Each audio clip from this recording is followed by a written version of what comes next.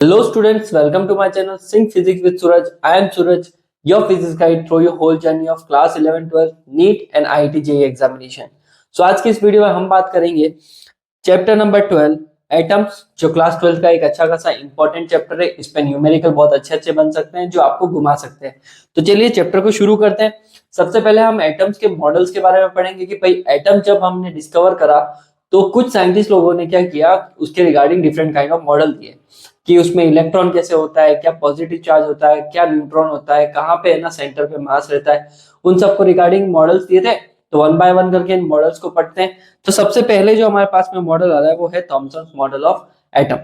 Thompson ने क्या model दिया कि an atom consist of a sphere of positively charge matter. उसने बोला एटम जो होता है वो पॉजिटिवली चार्ज एक बॉल होती है in which the negatively charge electron, जिसके अंदर नेगेटिवली चार्ज इलेक्ट्रॉन रखे जाते हैं, are uniformly embedded like the plums in a pudding. किसी पुडिंग के अंदर प्लम्स जिस तरह से होते हैं, तरबूज के अंदर जिस तरह से बीज होते हैं, उन सब चीजों की अगर हम बात करें तो वैसा अगर हम देखें तो उसने उस मॉडल को बताया कि पूरा के पूरा जो कह सकते हो मैटर है वो क्या होगा, पॉजिटिव होगा। पूरा मैटर जो भी होगा वो पॉजिटिव होगा, एटम का जितना भी मैटर है। और उसके अंदर क्या होगा, छोटे छोटे से क्या होंगे, इलेक्ट्रॉन जो होंगे एम्बेडेड होंगे। ठीक है, ऐसा समझ लो तरबूज है, तरबूज का पूरा रेड वाला पार्ट पॉजिटिव है और तरबूज के बीज जो है वो क्या है, सारे के सारे नेगेटिव है। तो ये थॉमसन ने क्या दिया था, एक मॉडल दिया था जिसमें नेगेटिव को इसने दिखाया कि ये इस तरह से है और पॉजिटिव को इस तरह से उसने दिखाया। लेकिन इस मॉडल की कुछ कमियां थी। बट देखो एक बात पढ़ लो पहले, thus the atom as a whole is stable और न्यूट्रल। जितना पॉजिटिव है उतना नेगेटिव चार्ज होने की वजह से एटम जो है पूरा कंप्लीटली न्यूट्रल है। लेकिन इसके फेलियर जरूर थे। थॉमसन मॉडल के क्या है हमारे पास में, फेलियर है। एक सेकेंड। हम्म तो देखो थॉमसन मॉडल की क्या है, कुछ फेलियर्स है। जो सबसे पहला फेलियर है वो है कि it could not explain the origin of सर्वल spectral series in the case of hydrogen and other atom. Electron जब एक एनर्जी लेवल से दूसरे एनर्जी लेवल में जब करता है तो वो कुछ एनर्जी के स्पेक्ट्रम्स वगैरह बनाता है, कलर्स निकलते हैं, रेडियो इलेक्ट्रोमैग्नेटिक रेडिएशन निकलते हैं, radio wave, gamma wave, UV rays, अलग अलग तरह की रेडिएशन निकलते हैं। ये मॉडल उनको एक्सप्लेन नहीं कर पाया जो मॉडर्न फिजिक्स में अभी हम जानते हैं। ठीक है, सेकेंड बात, it failed to explain the angle scattering of alpha particles in Rutherford experiment. ये रदरफोर्ड के एक्सपेरिमेंट को भी एक्सप्लेन नहीं कर पाया। ठीक है, तो यहां से पता पड़ता है कि हमें एक नया मॉडल पढ़ना पड़ेगा ताकि हम थॉमसन मॉडल के फेलियर्स को क्या कर सके, ओवरकम कर सके। तो अगला जो हमारे पास में मॉडल आता है वो जो मॉडल है उसको हम बोलते हैं Rutherford's experiment on the scattering of alpha particle. ठीक है, रदरफोर्ड का एक्सपेरिमेंट है एटम को स्टडी करने के लिए। तो देखो इसने क्या किया इस एक्सपेरिमेंट में, उसके पास में क्या था, एक लेड का बॉक्स था। ठीक है, उस लेड बॉक्स के अंदर रेडियो एक्टिव सब्सटेंस रखा हुआ था और सामने की तरफ क्या रख रखी थी, एक डिफ्लेक्टेड स्क्रीन। और उस डिफ्लेक्टेड स्क्रीन के बीच में उसने रख रखा था गोल्ड फॉइल। ठीक है, गोल्ड फॉइल काफी थिन थी, काफी कुछ ज्यादा ही थिन थी। अभी बताऊंगा उसके सारे के सारे मटेरियल के अंदर उसने कैसे कैसे यूज करके उस एक्सपेरिमेंट को करा। ठीक है, तो लेड बॉक्स रखा, लेड बॉक्स के अंदर रेडियो एक्टिव सब्सटेंस, एक डिफ्लेक्टिव स्क्रीन, गोल्ड फॉइल उसने रख दी। ठीक है, और पीछे की तरफ माइक्रोस्कोप या डिटेक्टर लगा रखा था। ठीक है, अब इनका काम क्या होता है देखो मैं बताता हूँ। A radioactive source of alpha particle like bismuth is enclosed in a thick lead box। ठीक है, इस लेड बॉक्स के अंदर बिस्मथ का सोर्स रखा हुआ है जो रेडियो एक्टिव है। ठीक है, provided with a narrow opening and the alpha particles from this source are collimated into a narrow beam through a narrow slit. उसने बोला कि लेड बॉक्स के अंदर जो बिस्मथ रखा हुआ है उस बिस्मथ से ना अल्फा पार्टिकल्स निकल रहे हैं। वो अल्फा पार्टिकल्स बहुत ही बारीक होल से किस तरफ टारगेट हो रहे हैं, गोल्ड फॉइल के ऊपर टारगेट हो रहे हैं। ठीक है, और ये गोल्ड फॉइल काफी थिन है। क्या है कि the alpha particle from this source are collimated into a narrow beam through a narrow slit and the beam is allowed to fall on a thin gold foil. तो वो beam कहां जा रही है, गोल्ड फॉइल के ऊपर जा रही है, जिसकी थिकनेस कितनी दे रखी है, 2.1 इंटू 10⁻⁻⁷ मीटर। ठीक है, and the alpha particles scattered in a different directions. तो जैसा आप डायग्राम में देख सकते हो कि किस तरह से अल्फा पार्टिकल अलग अलग डायरेक्शंस में बिखर गए, जैसा आप देख रहे हो। ठीक है, उसने ये ऑब्जर्व करा कि different directions are observe with the help of a rotatable detector. पीछे की तरफ डिटेक्टर लगा रखा था जिसने जिसकी मदद से उसने क्या किया, उनको ऑब्जर्व करा। Which consist of a zinc sulphide screen and a microscope. जो उसने जिंक सल्फाइड स्क्रीन और पीछे की तरफ माइक्रोस्कोप लगा के डिटेक्ट करा।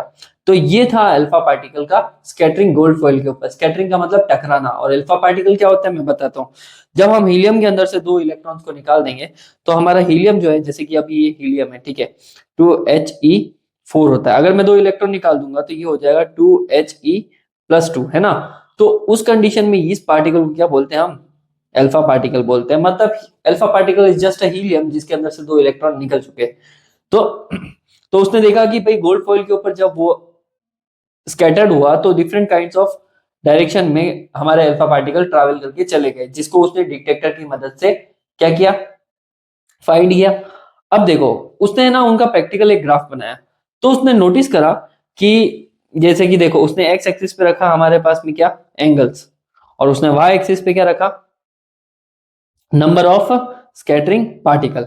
कि भाई इतने एंगल से इतने एंगल से इतने एंगल से, मतलब 10 डिग्री के एंगल से, 20 डिग्री के एंगल से, 30 के एंगल से कितने पार्टिकल किस किस जगह पे ट्रांसफर हो गए, किस तरफ चले गए वो।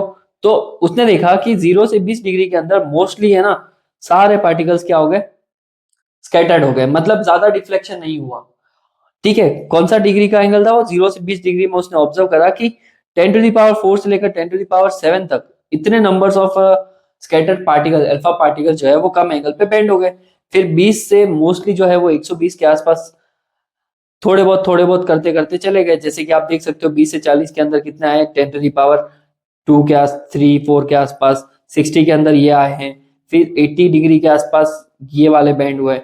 तो उसने ऑब्जर्व क्या करा इस ग्राफ से, उसने जो प्रैक्टिकल ग्राफ देखा उसने कुछ चीजें ऑब्जर्व करी। पहली ऑब्जर्वेशन थी उसकी कि most of the alpha particles passes straight through the gold foil और सफर ओनली स्मॉल रिफ्लेक्शन। उसने नोटिस किया कि भाई ज्यादातर पार्टिकल्स क्या हो गए, सीधे चले गए, और उनका रिफ्लेक्शन जो है काफी कम एंगल पे हुआ है। फिर सेकेंड नंबर पे उसने ऑब्जर्व करा कि a few alpha particles about 1 in 8,000, 8,000 alpha particle में से एक अल्फा पार्टिकल जो है get deflected through the 90 degree और मोर। तो वो 90 डिग्री या उससे ज्यादा पे क्या हुआ है, बेंड। मतलब कि 90 और 90 से ज्यादा बेंड होने वाले एंगल पर अल्फा पार्टिकल्स के नंबर जो है वो काफी कम है। और लास्ट में उसने ऑब्जर्व किया कि occasionally an alpha particle gets rebound from a gold foil suffering a deflection of nearly 180। बहुत ही रेयर केस में, मतलब कि 1 out of 12,000 या 10,000 के आसपास में से एक पार्टिकल ऐसा था जो 180 डिग्री पे क्या हो गया, डिफ्लेक्ट हो गया। इन 3 ऑब्जर्वेशन पे उसने ये देखा कि रदरफोर्ड ने कुछ कंक्लूजन निकाला है। तो देखो हमारे पास में क्या है, ये जो ऑब्जर्वेशन है उसका एक प्रैक्टिकल वो है डायग्राम कि एक गोल्ड गोल्ड का न्यूक्लियस है।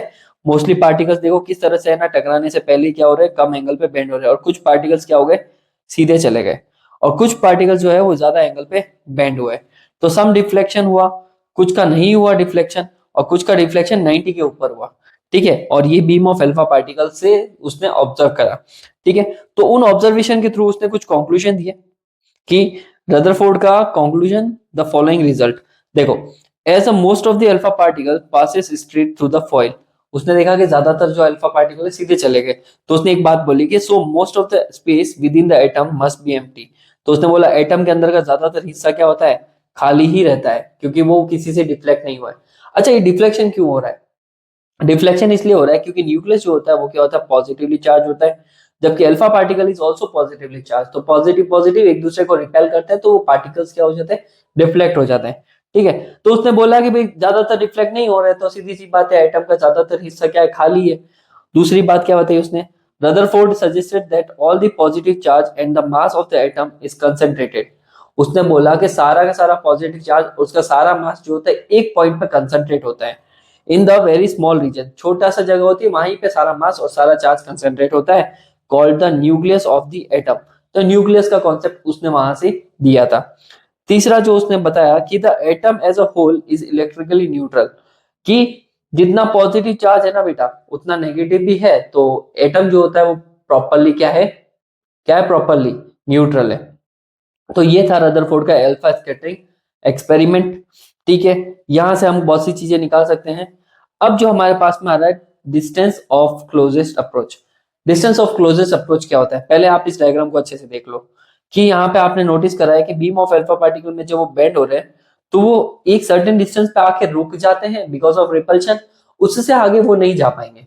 ठीक है, तो अल्फा पार्टिकल इस जगह पे आके उससे आगे नहीं जा पाएंगे क्योंकि सामने पॉजिटिव और alpha particle is also positive, तो रिपेल करके वो बेंड हो जाएंगे। तो जो मिनिमम डिस्टेंस तक वो पहुंच रहा है ना अल्फा पार्टिकल के, भाई हाँ इससे आगे वो नहीं जा पाएगा और वो न्यूक्लियस के पास में आके रुक के बेंड होके वापस रिटर्न हो जाएगा। इस डिस्टेंस को हम क्या बोलते हैं, डिस्टेंस ऑफ क्लोजेस्ट अप्रोच बोलते हैं। ठीक है, फिजिक्स की लैंग्वेज में भी पढ़ लेते हैं कि at a certain distance R naught from the nucleus the alpha particle stops for a moment, alpha particle कुछ देर के लिए रुकेगा and then begins to retrace its path, और वो वापस उसी पाथ को फॉलो करता हुआ चला जाएगा। And the distance R naught is called the distance of closest approach, इसे हम क्लोजेस्ट अप्रोच बोलते हैं। ठीक है, अब इस कंडीशन में हो क्या रहा है, डिस्टेंस ऑफ क्लोजेस्ट अप्रोच की कंडीशन में क्या हो रहा है कि अल्फा पार्टिकल आया बहुत तेजी से आ रहा है, तो उसके पास क्या है, काइनेटिक एनर्जी है, और सडनली वो वहां पे आके स्टॉप हो गया, तो काइनेटिक एनर्जी उसकी किस में बदल गई, पोटेंशियल एनर्जी में। सडनली क्या हो गया, चेंज इन अ पोटेंशियल। ठीक है, वो वहां पे एकदम से रुक गया तो पोटेंशियल, उसने एनर्जी स्टोर करी ना एकदम से, तो काइनेटिक पूरी बदल गई पोटेंशियल में, और वो जब रिट्रेस करके जाएगा पाथ तो पोटेंशियल वापस किस में बदल जाएगी, काइनेटिक में बदल जाएगी। तो यहां से एक बात पता पड़ती है कि हमें उसके लिए क्या निकालना है, एक्सप्रेशन निकालना है, तो काइनेटिक एनर्जी और पोटेंशियल एनर्जी का यूज करना ही पड़ेगा। तो देखो, initial kinetic energy of alpha particle equals to K equals to half M we square. शुरुआत में जब वो स्पीड से आ रहा तो काइनेटिक एनर्जी क्या है, half M we square. Electrostatic potential energy of alpha particle and nucleus at the distance R naught. अब वो पोटेंशियल में बदल रहा है तो पोटेंशियल एनर्जी का फॉर्मूला हमें लगाना है, तो potential equals to K Q one Q two upon R naught, जहां पर के इज द कांस्टेंट जो 9 × 10⁻⁹ है, Q1 जो है वो किसका चार्ज होगा, अल्फा पार्टिकल का चार्ज। याद रखना अल्फा पार्टिकल का चार्ज होता है +2e, क्योंकि 2 इलेक्ट्रॉन निकल गए तो पीछे +2e बचेगा, तो +2e अल्फा पार्टिकल का चार्ज है, न्यूक्लियस का चार्ज होता है Ze, और डिस्टेंस को हम डिस्टेंस ऑफ क्लोजेस्ट अप्रोच लिख देंगे, तो इट विल बी सिंप्लीफाई। तो at a distance R naught kinetic energy किस में बदल गई, पोटेंशियल एनर्जी में, तो मैं हाफ एम वी स्क्वायर को किसके बराबर रखूंगा, के 2 ZE² अपॉन आर नॉट। अच्छा, इसको सिंप्लीफाई करके ये लिखा जा सकता है, ठीक है, के ZE² अपॉन आर नॉट। अब यहाँ पे कुछ चीजें कैंसल आउट हो रही है तो काट दो, नहीं कैंसल आउट हो रही थी उसको वैसा के वैसे ही रहने दो। तो हमें क्या चाहिए थी, डिस्टेंस ऑफ क्लोजेस्ट अप्रोच चाहिए थी ना बेटा।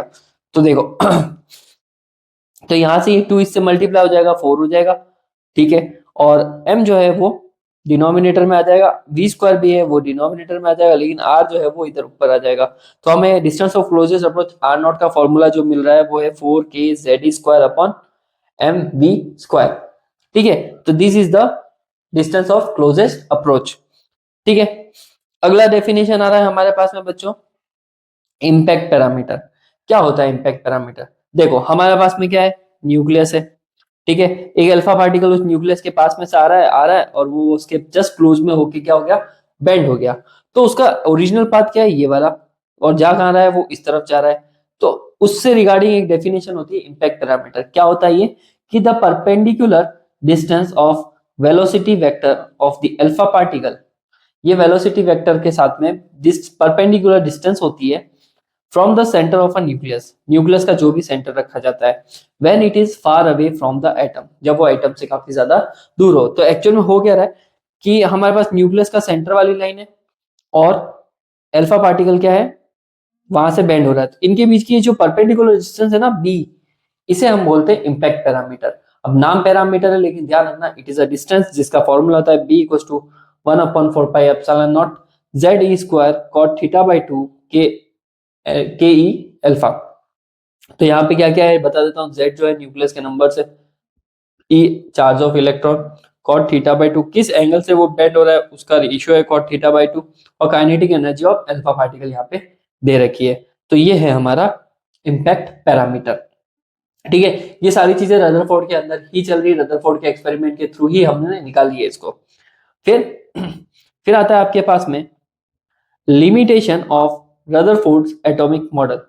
रदरफोर्ड के एटॉमिक मॉडल की क्या क्या कमियां थी, तो पहली जो कमी है वो थी कि if it predicts that atoms are unstable, Rutherford का मॉडल बताता है कि एटम जो है वो अनस्टेबल है, because the accelerated electrons revolving around the nucleus must radiate energy and move spirally into a nucleus, and this contradicts the stability of matter. Rutherford बोलता था कि इलेक्ट्रॉन जो है वो है ना रिवॉल्व करते करते क्या कर रहे हैं, एनर्जी को लूज कर रहे हैं। और इलेक्ट्रॉन अगर एनर्जी को लूज कर रहे हैं तो वो घूमते घूमते घूमते घूमते स्पाइरली घूमते हुए कहाँ चले जाने चाहिए, न्यूक्लियस में चले जाने चाहिए और वहां पे जाके वो फ्यूज हो जाने चाहिए। लेकिन ऐसा नहीं है, अगर ऐसा होगा तो सारे इलेक्ट्रॉन गायब हो जाएंगे। तो रदरफोर्ड का जो मॉडल है ये उसको एक्सप्लेन नहीं कर पाया कि इलेक्ट्रॉन ऑर्बिट में कैसे घूम रहा है, ठीक है, एक ही जगह पे कैसे रह रहा है। तो रदरफोर्ड एक्सप्लेन नहीं कर पाया, तो पहली कमी तो ये हो गई। दूसरी उसकी जो कमी थी, it can not explain the characteristics line spectrum of atom of different element. Different different element किस तरह से अलग अलग कलर के रेडिएशंस और अलग अलग कलर के क्या होते हैं, इलेक्ट्रोमैग्नेटिक वेव्स वगैरह को भेजते हैं। तो ये उसको एक्सप्लेन नहीं कर पाया। तो these are the two major reason जिसकी वजह से रदरफोर्ड का मॉडल भी थॉमसन मॉडल की तरह क्या हो गया, फेल हो गया। तो फिर उसके बाद में भाई साहब आए हमारे बोर, ठीक है। बोर एक साइंटिस्ट था, उसका देख लेते हैं, Bohr's quantization condition for angular momentum. Bohr आया, बोर ने अपना मॉडल दिया, उसे रिगार्डिंग डेफिनेशंस दी, और वो मॉडल 90% तो नहीं कह सकते, मतलब कि है अच्छा खासा सक्सेस है वो मॉडल, और उसकी मदद से अपन बहुत सी चीजें पढ़ सकते हैं। लेकिन उसके ड्रॉबैक्स है वो भी मैं आगे बताऊंगा, अभी बता दिया तो फिर कोई मतलब नहीं रहेगा। तो चलो, bore quantization condition for angular momentum क्या है वो पहले पढ़ते हैं। According to the de Broglie hypothesis, the electron is also associated with the wave character. D Broglie क्या कहता था, इलेक्ट्रॉन के पास में है ना जो है वो वेव कैरेक्टर भी और पार्टिकल कैरेक्टर भी दोनों है ना, lambda equals to H upon P, जो अपन ने किस में पढ़ा था, dual nature of radiation and matter में। आप वो वीडियो भी देख सकते हो, मैंने प्लेलिस्ट में डाल रखी है, तो वहां से जाके उसको जरूर देख लेना। क्या कहता था, डी ब्रॉय हाइपोथेसिस कहता है कि इलेक्ट्रॉन के पास वेव नेचर और पार्टिकल नेचर दोनों होते हैं। Hence, a circular orbit can be taken to be stationary energy state.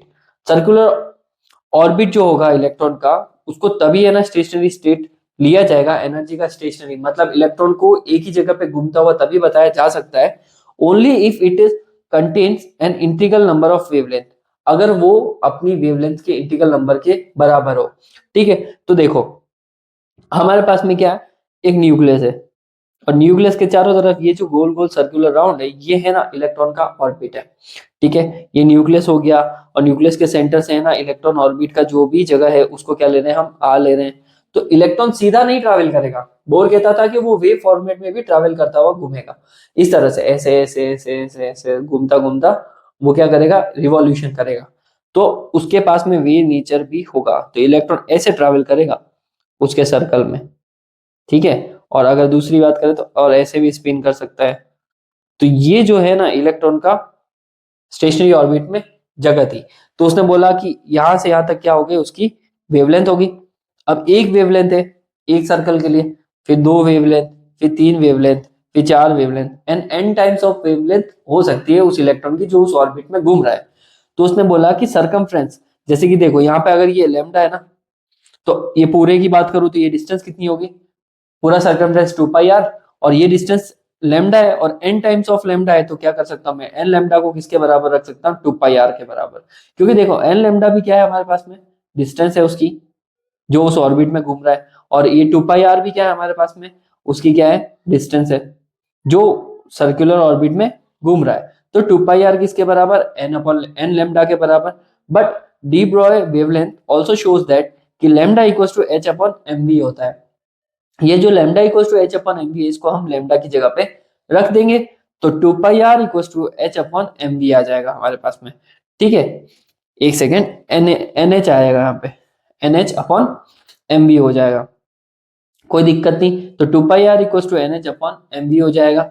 अब यहाँ पे है ना, मैं अगर एम को है ना क्या करूं, ऊपर की तरफ भेज दूं, तो ये क्या हो जाएगा, एम वी आर हो जाएगा। और 2 पाई को अगर मैं डिनोमिनेटर में भेज दूं, तो मुझे सिंप्लीफाई फॉर्मेट में क्या मिलेगा, M V R equal to N H upon 2 pi. और एम वी आर को हम है ना क्लास 11 में पढ़ चुके हैं कि एंगुलर मोमेंटम से डिस्क्राइब करते हैं।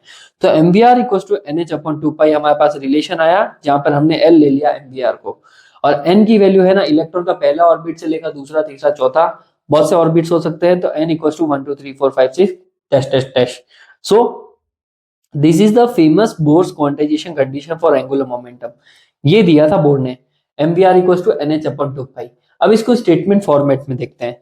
उसने ये बोला कि ओनली दो circular orbits can be allowed stationary, ये वही ऑर्बिट स्टेशनरी होंगे जो of an electron in which its angular momentum is an integral multiple of h upon 2 pi. तो वो कहता है इलेक्ट्रॉन उन्हीं ऑर्बिट में घूमेगा जहां पे उसका एंगुलर मोमेंटम जो है वो integral multiple of h upon 2 pi के बराबर रहेगा, तभी इलेक्ट्रॉन उस ऑर्बिट में बना रहेगा। तो बोर्ड ने रदरफोर्ड की जो कमी थी उसको पूरा करने की कोशिश करी है यहाँ पे, ठीक है। तो इसके थ्रू ये जो M V R equal to N H upon 2 pi आया है, इसके थ्रू बोर के हाइपोथेसिस है, ठीक है। कह सकते हो पोस्टुलेट भी कह सकते हो। तो postulate of a bourse theory of a hydrogen atom, तो यहां से उसने हाइड्रोजन एटम के रिगार्डिंग कुछ पोस्टुलेट दिए थे। पहला पोस्टुलेट न्यूक्लियर कॉन्सेप्ट, उसने क्या बताया बोर्ड ने कि an atom consist of a small and massive centre core called nucleus around which planetary electron revolve. उसने बोला कि हमारा जो एटम होता है वो क्या होता है, स्मॉल और मैसिव सेंटर कोर वाला एक पार्ट होता है जिसके चारों तरफ कौन घूम रहा होता है, इलेक्ट्रॉन घूम रहा होता है। And the centripetal force required for their rotation is provide by the electrostatic force between the electron and nucleus. Electron घूमता है ना, तो इलेक्ट्रॉन को अंदर की तरफ न्यूक्लियस खींच रहा है, लेकिन इलेक्ट्रॉन घूम रहा है तो सेंट्रीपिटल फोर्स उसको बाहर की तरफ फेंक रहा है। तो एक तरह से इलेक्ट्रॉन जो है वो स्टेबल है। जैसे देखो ना यहाँ पे इलेक्ट्रॉन गोल घूम रहा है तो बाहर की तरफ centripetal force M we square upon R लग रहा है, लेकिन अंदर की तरफ जो है अट्रैक्शन फोर्स लग रहा है। अट्रैक्शन मतलब कोलम्बिक फोर्स लग रहा है, तो उसकी वजह से वो इलेक्ट्रॉन क्या उस ऑर्बिट में बैठा हुआ है। ये पहला न्यूक्लियर कॉन्सेप्ट उसने दिया था, ठीक है। दूसरा उसने क्या दिया था, यही वाला जो अभी अपन ने पढ़ा, M V R equal to N H upon 2 pi वाले। तो उसने क्वांटम कंडीशन नाम देके उसको बताया कि the electrons are permitted to the circulate only in those orbits in which the angular momentum of an electron is integral multiple of h upon 2 pi। Electron उनमें ही permissible है जहां पर उसका एंगुलर मोमेंटम जो है वो integral multiple of h upon 2 pi के। दूसरी बार बोल दिया मैंने ये, ठीक है। और तीसरा उसने बोला कि स्टेशनरी ऑर्बिट के बारे में क्या बोला, while revolving in the permissible orbits, जब परमिसिबल ऑर्बिट में रिवॉल्व करा जाता है, an electron does not radiate energy, तो इलेक्ट्रॉन उस कंडीशन में कोई भी एनर्जी रेडिएट नहीं करता है। And this non radiating orbits are called stationary orbit, तो इस तरह के ऑर्बिट्स को स्टेशनरी ऑर्बिट बोला जाता है। और चौथी कंडीशन भाई साहब उसने दी थी कि फ्रीक्वेंसी कंडीशन। क्या होती है फ्रीक्वेंसी कंडीशन, देखते हैं। एन एटम कैन एमिट और absorb radiation in the form of discrete energy, कोई भी एटम जो है वो एनर्जी को एब्सॉर्ब कर सकता है, डिस्क्रीट कर सकता है, ठीक है, और निकाल सकता है उसको। Discrete energy photons only when an electron jump from the higher to a lower orbit, from a lower to a higher orbit respectively. Electron तभी एनर्जी रेडिएट करेगा जब वो लोअर ऑर्बिट से हायर ऑर्बिट में या फिर vice versa higher to lower orbit में आएगा, उस कंडीशन में वो एनर्जी रेडिएट करेगा, ठीक है। तो उसने उसके रिगार्डिंग कंडीशन दी कि एनर्जी जो है एच न्यू थी वो ई टू माइनस ई वन के बराबर होगी। और इस कंडीशन का मतलब है कि energy of second level, second मतलब ये हायर हुआ है ना, और एनर्जी ऑफ फर्स्ट लेवल मतलब ये क्या हुआ, लोअर। इन दोनों का जो डिफरेंस है वो हमें किस फॉर्मेट में मिलेगा, एच न्यू के फॉर्मेट में मिलेगा। तो हमेशा higher energy minus lower energy किया जाता है, ठीक है। तो बस यही है। और अगर आपको ये याद नहीं रहता higher energy minus lower energy, तो आप एक काम करो, इवन मतलब कि फर्स्ट ऑर्बिट में एनर्जी मतलब कि इलेक्ट्रॉन तीसरे से चौथे में जा रहा है तो तीसरे की एनर्जी को इवन लिखा जाएगा, और चौथे में जा रहा है तो फोर्थ में। लेकिन फोर्थ से थर्ड में आया तो उस कंडीशन में क्या करेंगे, हम फोर्थ को डालेंगे हम कहाँ पे, इवन की जगह पे, और थर्ड को डालेंगे ई टू की जगह पे। बस इस तरह से फ्रीक्वेंसी कंडीशन उसने दी थी, ठीक है। Now we have Bohr's theory of hydrogen atom, ठीक है। बोर ने हाइड्रोजन एटम से रिगार्डिंग कुछ थ्योरी दी थी। उसमें उन्होंने क्या करा था कि एक हाइड्रोजन एटम के लिए उन्होंने रेडियस निकाली, एक हाइड्रोजन एटम के लिए इलेक्ट्रॉन की वेलोसिटी निकाली, एक हाइड्रोजन एटम के लिए उन्होंने एनर्जी स्टेट्स निकाले, और बहुत सी सारी चीजें निकाली, ठीक है। वन बाय वन करके हम उन सबको देखेंगे। सबसे पहले bourse theory of hydrogen atom में हम निकालेंगे रेडियस, ठीक है। इलेक्ट्रॉन जिस भी ऑर्बिट में घूम रहा है उसकी रेडियस का फॉर्मूला हमें निकालना है। So first of all we have a nucleus जिसका चार्ज क्या दे रखा है, प्लस जेड ई। हमारे पास में एक इलेक्ट्रॉन है जिसका मास m दे रखा है, और वो इलेक्ट्रॉन जो है r रेडियस के साथ में ऑर्बिट बनाता हुआ v वेलोसिटी से किसका चक्कर मार रहा है, न्यूक्लियस का चक्कर मार रहा है। आया समझ में कि भाई r रेडियस बना के v वेलोसिटी से इलेक्ट्रॉन इस न्यूक्लियस के चारों तरफ गोल गोल गोल गोल घूम रहा है, ठीक है। तो the electrostatic force of attraction between the nucleus and the electron, तो इलेक्ट्रोस्टैटिक फोर्स लगेगा क्योंकि न्यूक्लियस पॉजिटिव होता है, ये नेगेटिव।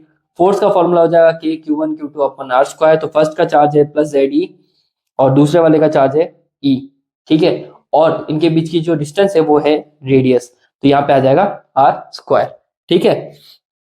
तो अब ये हो जाएगा हमारे पास में फॉर्मूला कि F इक्वल टू के Z E square upon R square. ठीक है, क्लियर है यहाँ तक? To keep the electron in its orbit the centripetal force on the electron must be equal to the attraction. अब इलेक्ट्रॉन को इस ऑर्बिट में इसी जगह पे बनाए रखने के लिए अट्रैक्शन फोर्स का एक जस्ट उल्टा कौन सा फोर्स लगना चाहिए? सेंट्रीपिटल फोर्स, ताकि वो उस ऑर्बिट में रिक्वायर्ड हो और वो इक्वल भी होना चाहिए, ताकि ये ना तो इलेक्ट्रॉन सेंटर में आए ना इलेक्ट्रॉन बाहर की तरफ एस्केप हो जाए। तो M we square upon R जो है वो K Z square upon R square के इक्वल होगा। तो यहां से आगे हमारे पास में एक रिलेशन, तो यहां से आर से ये आर स्क्वायर कैंसल आउट हो जाएगा। ठीक है, मैं काट देता हूं यहाँ पे, आर स्क्वायर से ये आर कैंसल आउट हो गया, तो हमें मिलेगा M we square equal to के Z square upon R. Equation number 1 कर लेते हैं। अच्छा, ये इक्वेशन याद रखना इंपॉर्टेंट है, तुम्हारे को आगे पता पड़ेगा क्यों इंपॉर्टेंट है।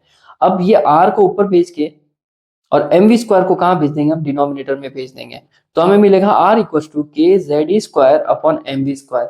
इक्वेशन नंबर क्या हो जाएगी बच्चा? 2 हो जाएगी इक्वेशन नंबर 2। फिर आगे चलते हैं।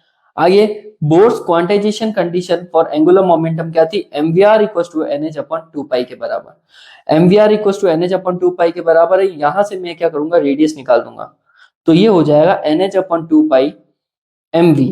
ठीक है, तो ये इक्वेशन नंबर क्या हो गई? 3 हो गई। अब यहाँ पे देखिए क्या बात पता पड़ रही है कि इक्वेशन नंबर 2 में रेडियस इस तरफ आ रही है K Z square upon M we square, और यहाँ रेडियस आ रही है N H upon 2 pi M we.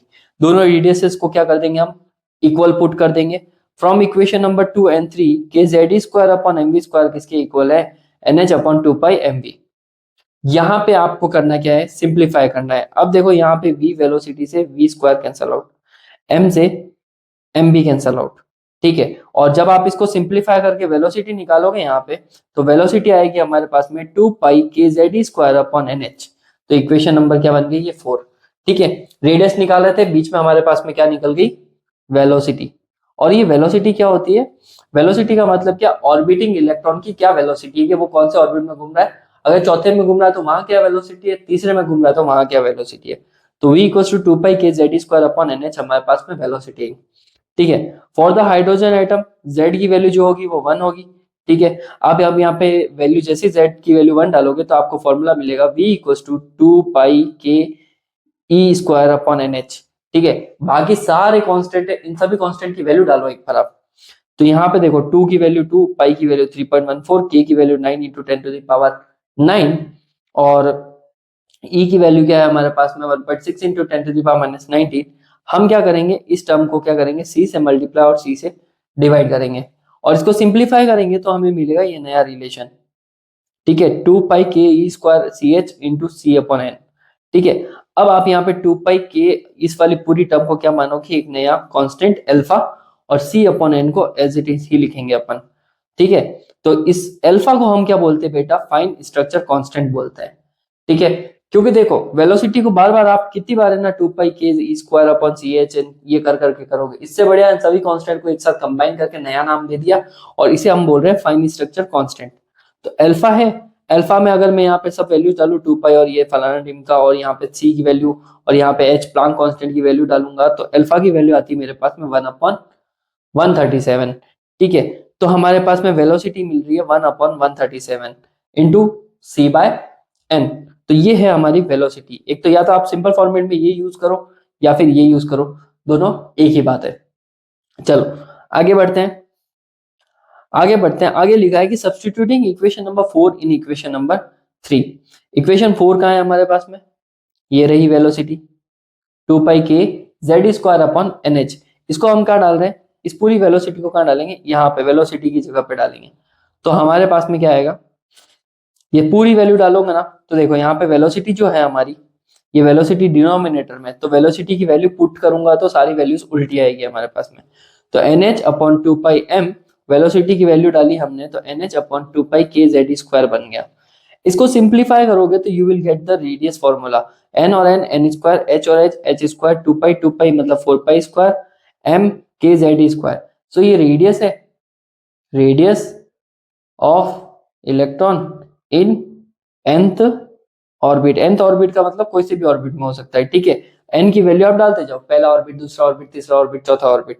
ठीक है, अब यहां से एक बात बता पड़ रही है कि प्लांक कांस्टेंट इज कांस्टेंट, बाकी सारी टर्म्स कांस्टेंट है, तो हमारा रेडियस जो है वो सिर्फ एन स्क्वायर पे डिपेंड हो रहा है, क्योंकि ऑर्बिट नंबर बदल रहे हैं, 1 2 3 4 कुछ भी हो सकता है। So R is proportional to N square and the radius of permitted orbits increases in the ratio of, radius किस तरह से बढ़ेगी, देखो एन का स्क्वायर हो रहा है ना, तो वैल्यू डालो एन की वैल्यू 1 2 3 4, तो आपको उनका स्क्वायर मिलेगा 1 4 9 16, तो रेडियस है ना इस फॉर्मेट में इस रेशियो में बढ़ती है।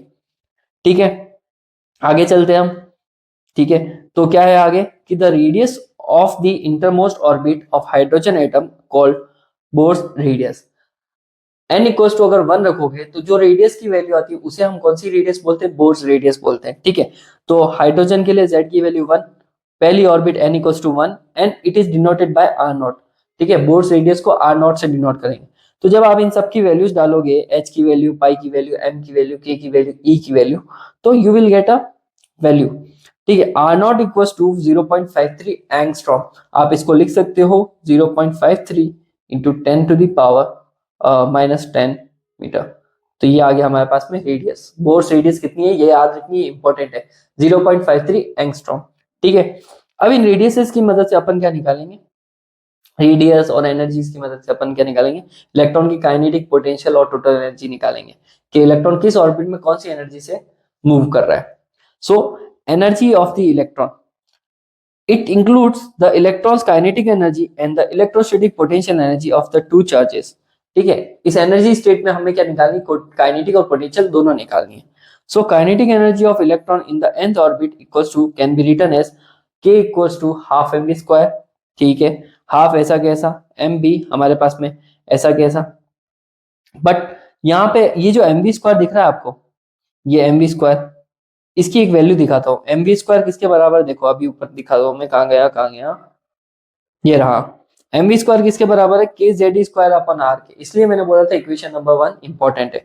तो M we square equals to के जेड स्क्वायर अपन आर को हम कहाँ रखेंगे, यहाँ पे रख देंगे, कहाँ गया, हाँ, तो ये हो गया के जेड स्क्वायर अपन आर।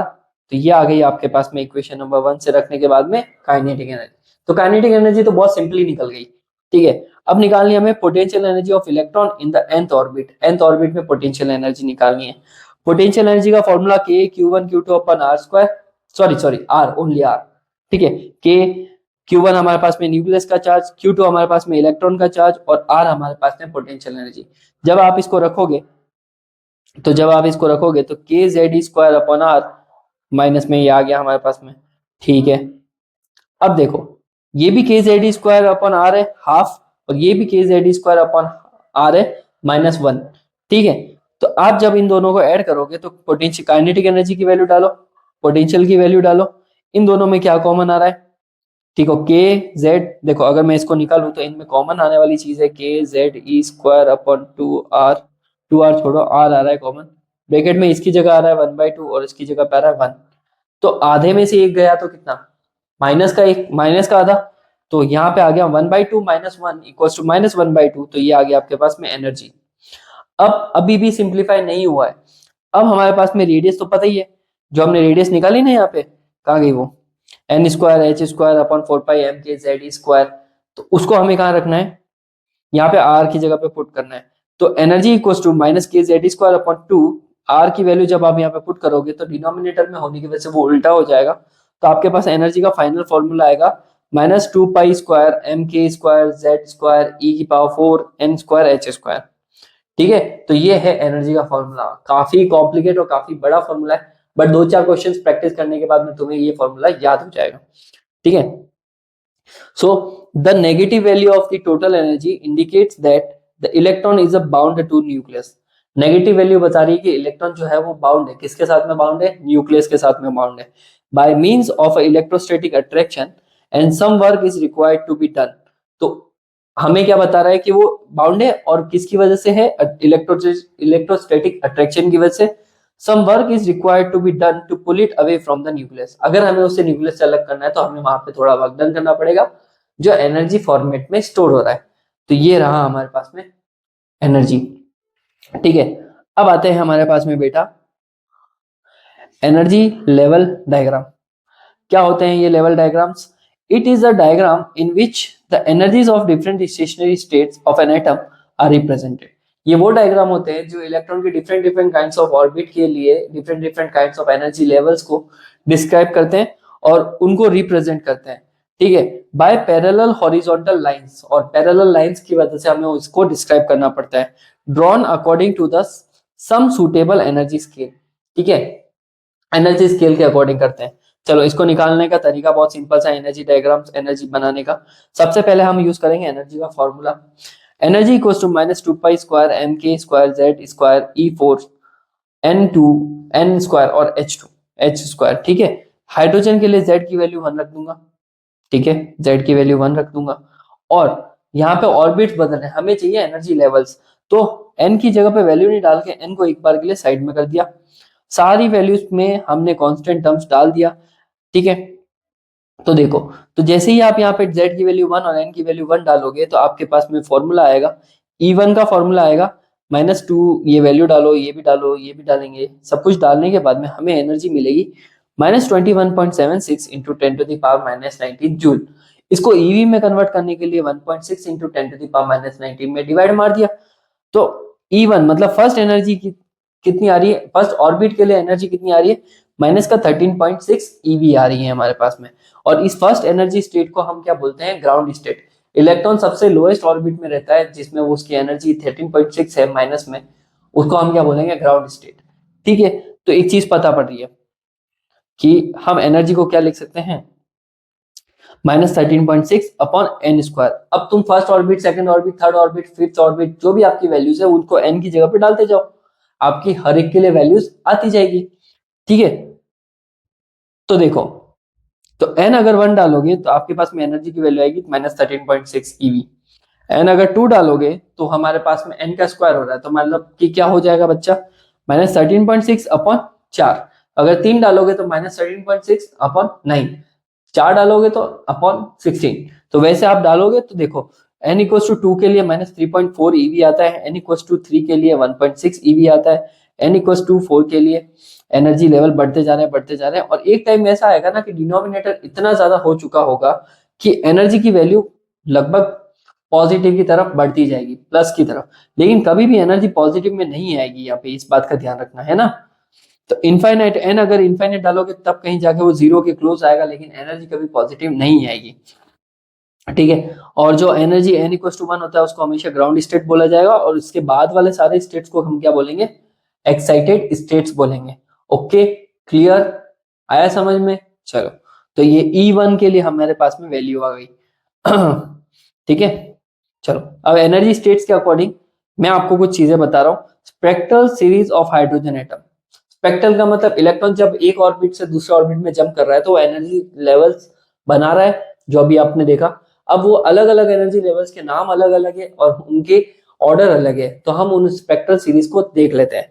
तो देखो, बोर की जो फोर्थ कंडीशन याद है आपको, बोर ने फोर्थ कंडीशन क्या दी थी यहाँ पे, कहाँ गया वो, कि हाँ, फ्रीक्वेंसी कंडीशन कहता है कि एनर्जी का जो डिफरेंस होता है वो एच न्यू के बराबर होता है। इस फोर्थ कंडीशन को हम यहाँ पे यूज करेंगे, कहाँ गया, so suppose an electron jumps from a higher energy level N2 मतलब सेकंड लेवल से to a lower energy level N1, ठीक है। तो एच न्यू का फॉर्मूला हो जाएगा E मतलब हायर एनर्जी लेवल को आगे ही रखा जाएगा, लोअर एनर्जी लेवल को पीछे रखेंगे, तो इनका डिफरेंस रखा, कोई दिक्कत नहीं। फिर हम एनर्जी लेवल की जगह पे फॉर्मूला डाल देंगे, तो इसका formula 2 pi square m K square E4, और z को हम क्या रखेंगे, यहाँ पे 1 रखेंगे, ठीक है। हाइड्रोजन के लिए हो रहा है, इस वजह से z की वैल्यू क्या होगी हमारे पास में 1 ही रहेगी, तो z आपको कहीं पे भी नहीं दिखेगा।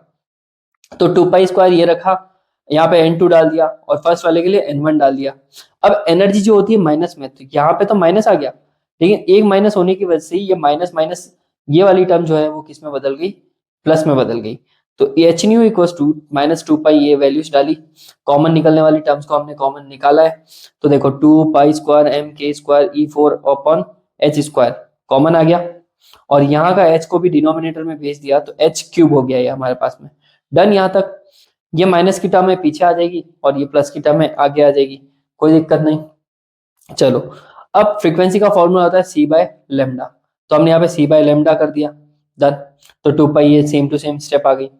अब ये जो c है ऊपर न्यूमरेटर में, उसको इस तरफ भेजेंगे तो वो डिनोमिनेटर में चला जाएगा, तो ये हो जाएगा हमारे पास में 2 पाई स्क्वायर एम के स्क्वायर ई four upon C H cube, और ब्रेकेट में n1 square upon sorry 1 upon n1 का स्क्वायर माइनस 1 अपॉन n2 का स्क्वायर चल रहा है।